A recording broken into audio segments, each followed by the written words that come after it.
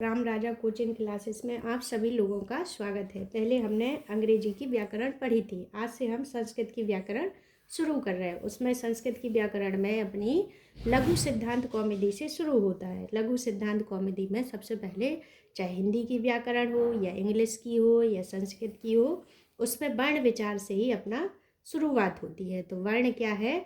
वर्ण भाषा की वह लघुत्तम इकाई है जिसका विभाजन संभव नहीं होता। वह वर्ण या अक्षर कहलाता है। जैसे वर्ण है अपना, तो वर्ण जैसे अपना लिखा का, ठीक है, या अपना आ, तो ये क्या है? हमारी वर्ण है, ठीक है। वर्ण ये क्या है? अपना ये है हमारा व्यंजन और ये हमारा स्वर। वर्ण को हम कितने भागों में विभाजित करते? स्वर, व्यंजन और अयोगवाह, ठीक है। तो स्वर क्या कहलाते? स्वर भी कहलाते जो स्वयं अपने स्वतंत्र रूप से बोले जाते। व्यंजन स्वर की सहायता से बोले जाते। और तीसरा आता हमारा अयोगवाह। अयोगवाह में कौन कौन से आते?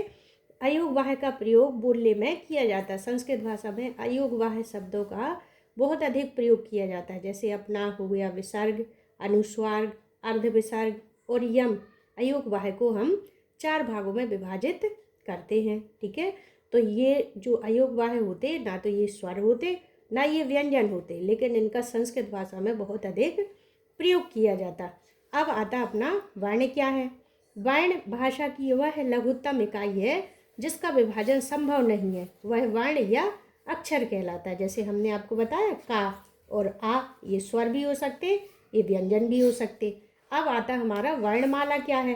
वर्णमाला जैसे माला होती है अपने फूलों की माला, मोतियों की माला। इसमें क्या है? जो मोती हैं, माला हैं, फूल हैं, वो व्यवस्थित क्रम में अपने संयोजित होते हैं। उसी प्रकार वर्णों के व्यवस्थित समूह को वर्णमाला कहते हैं। जैसे हमने लिखा आम, ठीक है, क्या लिखा? आम लिखा। तो इसमें क्या है? आ और माँ, जब 2 वर्ण आपस में मिले तो कौन से अक्षर का निर्माण हो गया? आम, ठीक है। तो वर्णों के व्यवस्थित समूह को वर्णमाला कहते हैं। अब आता कि संस्कृत वर्णमाला या कह संज्ञा। संस्कृत वर्णमाला को और किस नाम से जाना जाता? संज्ञा का मतलब होता नाम। किसी भी चीज़ का नाम हो उसे हम संज्ञा कहते हैं। संस्कृत वर्णमाला या कह संज्ञा। संस्कृत वर्णमाला को किस किस नाम से जाना जाता? तो इसको जानते हैं हम महेश्वर सूत्रम, शिवजाल सूत्रम, वर्ण साम्यानः प्रत्याहार सूत्रम। अब संस्कृत में आ जाए कि महेश्वर सूत्र को अपर नाम महेश्वर सूत्रम अपर नाम किम? तो प्रत्याहारा। प्रत्याहारा अपर नाम किम? तो महेश्वर सूत्र, ठीक है। आ जाए संस्कृत वर्णमाला को किस किस नाम से जानते? तो महेश्वर सूत्रम, शिवजाल सूत्रम, वर्ण साम्यानः और प्रत्याहार सूत्रम, ठीक है। संज्ञा का मतलब होता नाम और अपर नाम। अपर नाम का मतलब होता है इसका दूसरा अन्य नाम क्या है?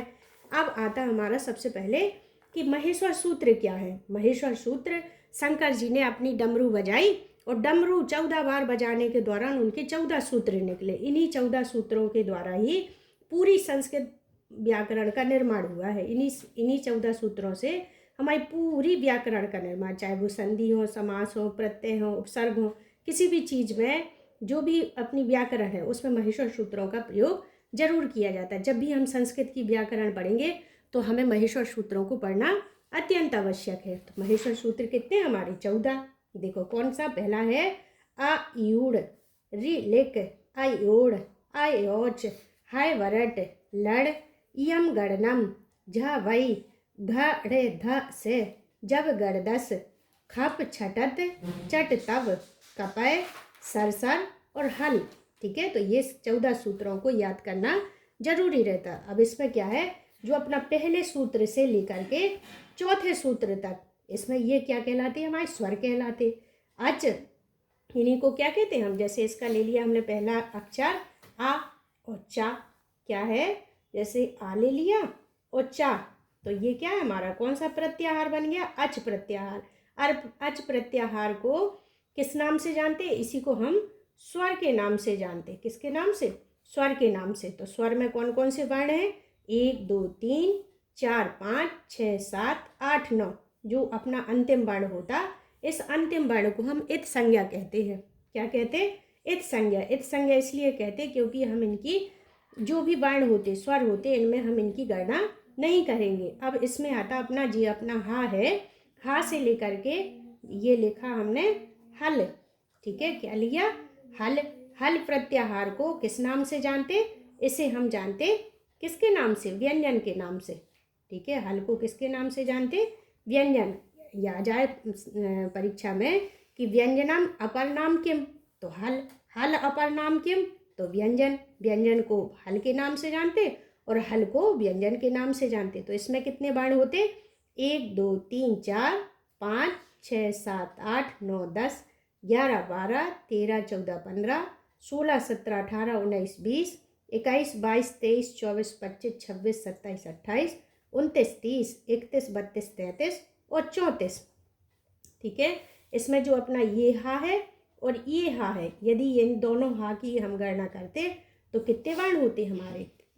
तो हो जाते हमारे 34, नहीं तो होते हमारे 33।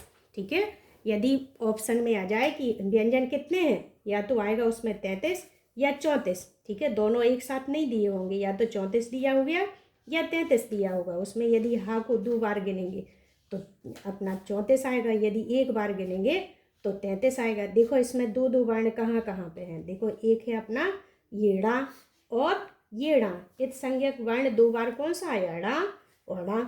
और दूसरा आता हमारा कौन सा? ये माँ हो गया हमारा, यहाँ आया और यहाँ आया, लेकिन यहाँ कैसा? ये इत संज्ञक वर्ण है, यहाँ हमारा पूरा है। तो इसमें 2-3 वर्ण जो 2 बार आए इनको भी हमें जानना है। लेकिन जो हा वर्ण है, हा वर्ण कैसा है?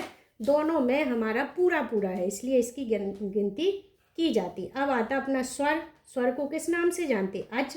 अच कितने हैं हमारी संस्कृत भाषा में? 9। अभी अभी हमने गिना था। ठीक है, तो ये कितने हैं? 9। और व्यंजन कितने हैं हमारे? 33।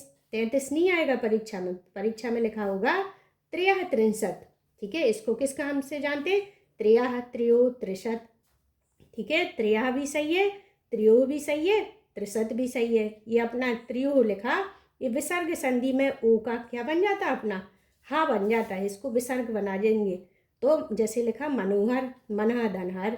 त्रिशत ये व्यंजन संधि में आता है, जैसे सज्जन, सत धनजन। तो इसमें यदि परीक्षा में त्रियाह त्रिंशत आ जाए, त्रियो त्रिंशत आ जाए, त्रियस त्रिंशत आ जाए, तो हमारे सभी ऑप्शन, जैसे सर्वा लिखा, सर्वा लिखा होगा तो भी हमारा कैसा है? सही है। ये तीनों जो वर्ण हैं ये तीनों ही हमारे सही हैं। अगला आता हमारा वर्ण।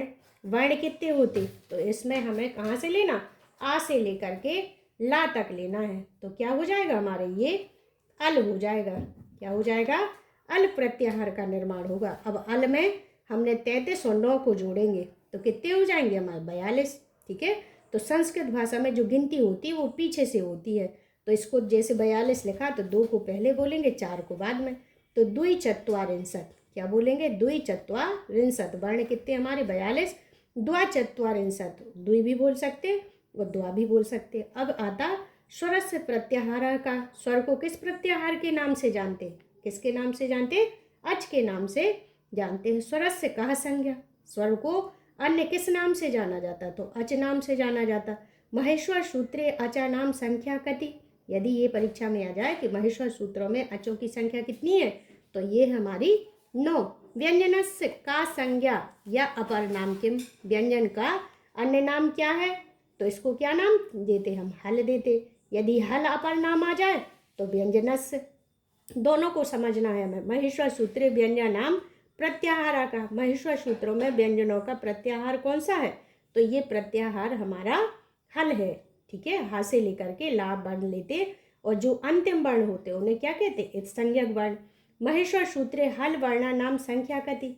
महेश्वर सूत्रों में हल वर्णों की संख्या कितनी है? त्रियात्रिंशत या त्रियोत्रिंशत या त्रयस्त्रिंशत। ये तीनों ही सही है। वर्णा नाम का संज्ञा प्रत्याहारा। वर्णों की प्रत्याहार संज्ञा कौन सी है? अल। ठीक है, अल में कितने वर्ण आते? अल वर्णा नाम संख्या कति। अल वर्णों की संख्या कितनी है? द्विचत्वारिंशत या द्वय चत्वारिंशत। ठीक है, 42 है। इसी प्रकार हमें संस्कृत की गिनती भी देखना है कि इसमें जो 4 बना ये संस्कृत भाषा में बना है। महेश्वर सूत्र से अंतिम वर्ण से का संख्या।